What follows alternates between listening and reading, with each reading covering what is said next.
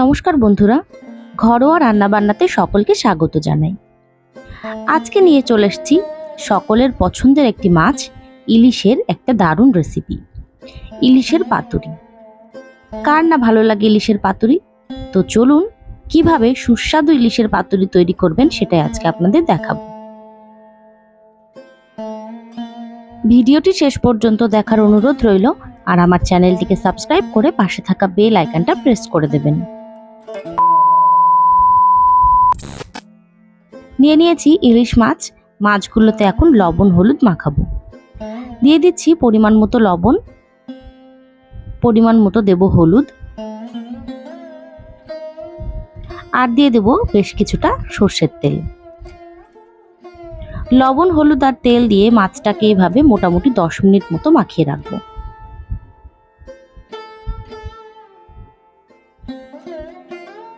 এবার আমি একটা মশলা তৈরি করব। গরম জল নিয়েছি, তার মধ্যে নিয়ে নিচ্ছি 2 থেকে 3 চামচ মতো পোস্ত আর 1 থেকে 1.5 চামচ মতো সর্ষে। সাদা সর্ষে নিয়েছি, চাইলে কালো সর্ষে নিতে পারেন। বেশ কয়েকটা কাঁচা লঙ্কা দিয়েছি। একটু রেখে তারপর এটার একটা পেস্ট তৈরি করে নেব। এই পেস্টটা এবার মাছের সাথে মাখিয়ে নেব। সাথে দিচ্ছি আর একটু সর্ষের তেল, সামান্য হলুদ আর সামান্য লবণ। এটাকেও এইভাবে মাখিয়ে আরও 10 থেকে 15 মিনিট মতো রেখে দেব। এবার কলা পাতাগুলোকে সেঁকে নেব। গ্যাস জ্বালিয়ে কলা পাতাগুলো এইভাবে গ্যাসের উপর দিয়ে সেঁকে নেব। এইভাবে করে নিলে কলা পাতাগুলো ভাঙবে না মোড়ানোর সময়।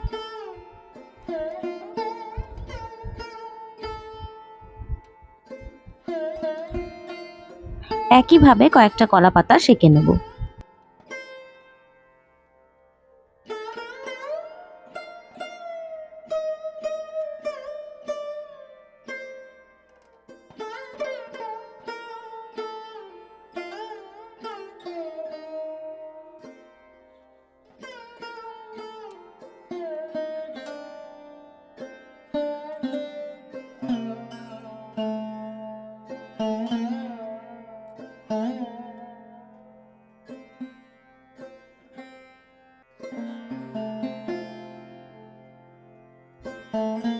এবার একটা করে কলা পাতা নেব, তার উপরে একটা করে মাছ দেব।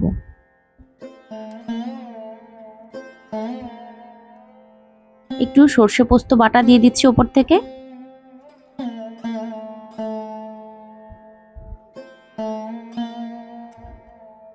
দেব সামান্য ধনেপাতা কুচি,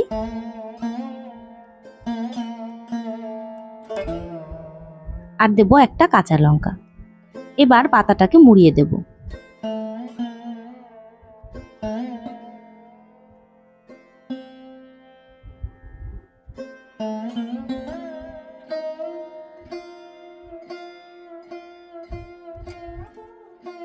পাতাটা সুন্দর করে মুড়িয়ে নিয়ে সুতো দিয়ে এটাকে বেঁধে দেব।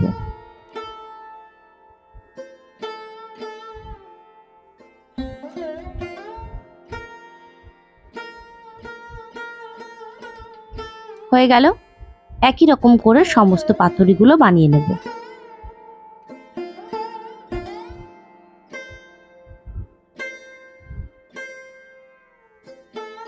আর একটা কলা পাতা নিয়ে আবারও একটা মাছ দিয়ে দিচ্ছি এর মধ্যে।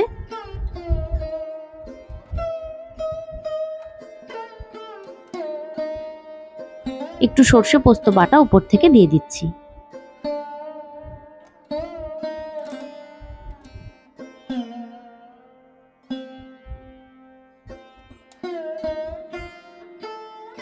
সেম ভাবে দিয়ে দেব কয়েকটা ধনেপাতা কুচি আর একটা কাঁচা লঙ্কা।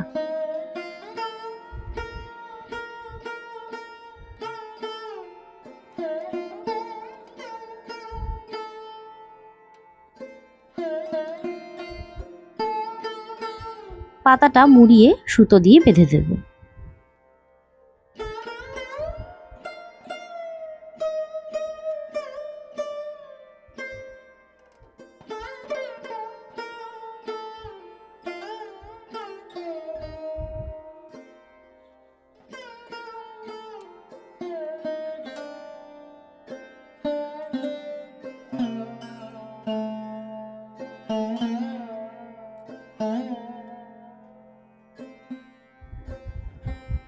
সমস্ত পাতুরি রেডি করে নিয়েছি।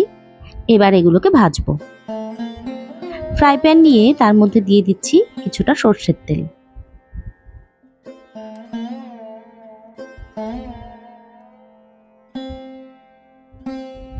তেলটা গরম হয়ে গেলে একটা একটা কলা পাতায় মোড়া পাতুরি এর মধ্যে দিয়ে দিচ্ছি।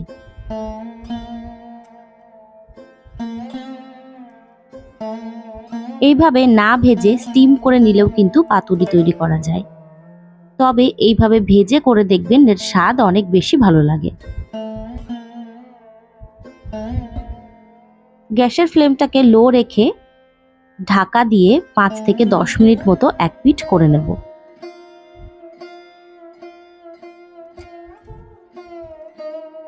দশ মিনিট পর এক পিঠ হয়ে গেলে আর এক পিঠকে উল্টে দেব।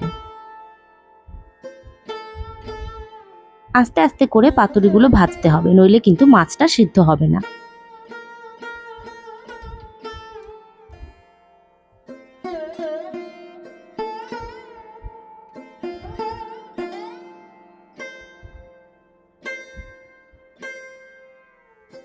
উল্টে দিলাম।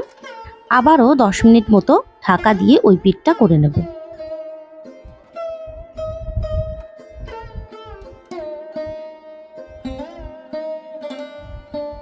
মাছটা মোটামুটি কিন্তু সেদ্ধ হয়ে গেছে।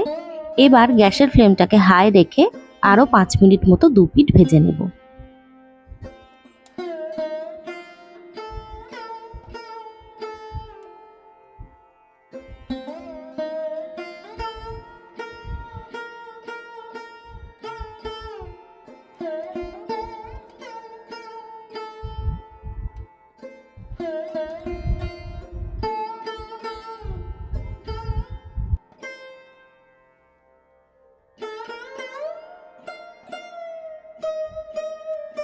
পাতুরি কিন্তু রেডি হয়ে গেছে, তুলে নিচ্ছি। একইভাবে বাকি পাতুরিগুলোকেও তৈরি করে নেব।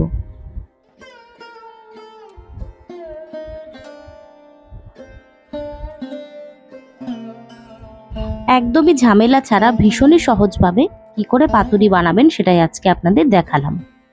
তো কেমন লাগলো আমার এই পাতুরির রেসিপি অবশ্যই কমেন্ট করে জানাবেন। আর আমার ভিডিওটি যদি ভালো লেগে থাকে লাইক, শেয়ার, কমেন্ট করবেন এবং আমার চ্যানেলে সাবস্ক্রাইব করে পাশে থাকা বেল আইকনটা প্রেস করে দেবেন। ধন্যবাদ। দেখা হবে নতুন একটি ভিডিও নিয়ে।